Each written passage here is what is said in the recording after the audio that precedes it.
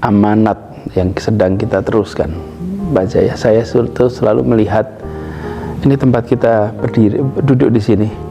Itu Pak Jaya hanya 1 kilometer dari tempat para penyusun Republik ini berkumpul.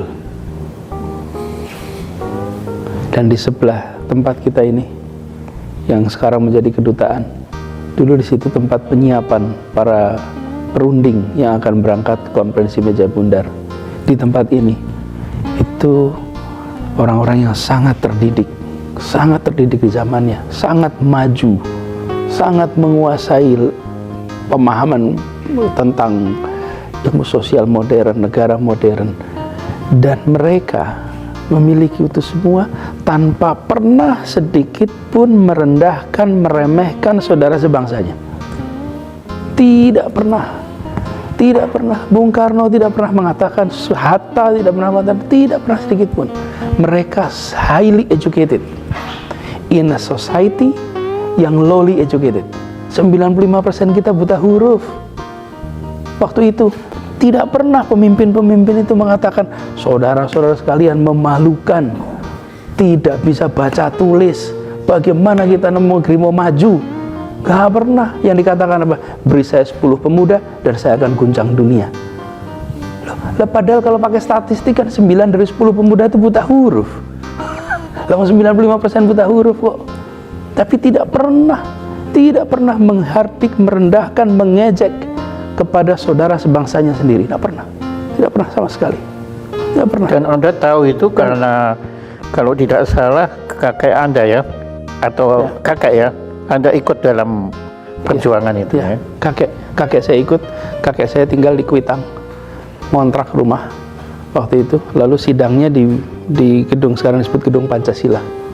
Ikut menyusun. Karena itu sekarang, hari ini, alhamdulillah sebagian dari kita sudah sejahtera, sebagian kita sudah makmur.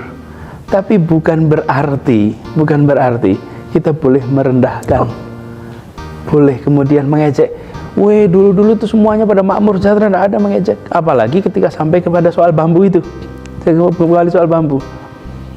Bayangkan, bambu adalah khas Nusantara.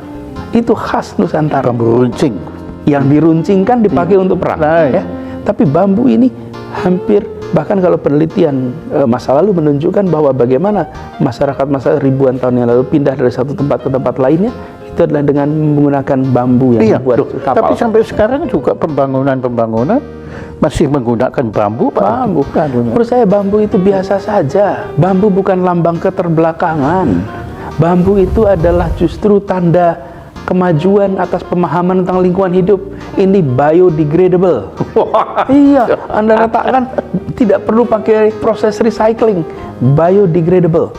Jadi menurut saya malah saya melihatnya begini, di ibu kota ini setiap kita mengambil keputusan harus kita perhatikan who gets what, why, when, where, how much. Coba Anda uraikan. Siapa dapat apa, berapa besar, dan bagaimana. Karena bayangkan, ketika rakyat memasang bambu, mereka membeli dengan uangnya sendiri. Bambu itu siapa? Pengrajinnya rakyat kecil. Yang bercocok tanam, mengembangkan bambunya di desa-desa. Yang berdagang keliling, usaha kecil. Artinya apa? Uang yang ada di kita salurkan untuk membesarkan yang kecil. Sekarang kalau misalnya harus semuanya pakai besi, harus semuanya pakai peralon, maka saya sedang mengatakan pada semuanya, salurkan uang Anda kepada pabrik-pabrik yang sudah besar itu. Ya, ini bukan soal bambu dan itu, ini keputusan siapa dapat apa. Dan di Jakarta kita harus memberikan perhatian soal itu. Jadi ketika kemudian rakyat memakai bambu, saya katakan teruskan, gunakan bambu, nggak ada masalah. Yang penting rapi, aman, tertib di mana-mana, keindahan dijaga. Tapi jangan anggap bambu itu rendah, bukan. Justru sekarang inilah saatnya. Bayangkan kalau di Jakarta ini semua orang mau menggunakan bambu, apa yang terjadi? Maka pengrajin-pengrajin bambu itu hidup. Mereka yang keliling jualan bambu itu hidup. Dan yang di desa-desa yang sekarang menumbuhkan bambu itu mendadak punya pasar. Saya pernah melakukan itu, Pak Jaya. Ketika saya bertugas di Kemdikbud, saya membuat seragam untuk seluruh pegawai di Kementerian Pendidikan Kebudayaan, bahwa setiap hari Selasa ganjil, Minggu ganjil, kan ada minggu pertama, minggu kedua, ketiga, minggu ganjil, gunakan baju daerah, baju adat, baju adat sebagai baju kerja. Karena yang ada hari ini baju adat sebagai baju upacara. Oke?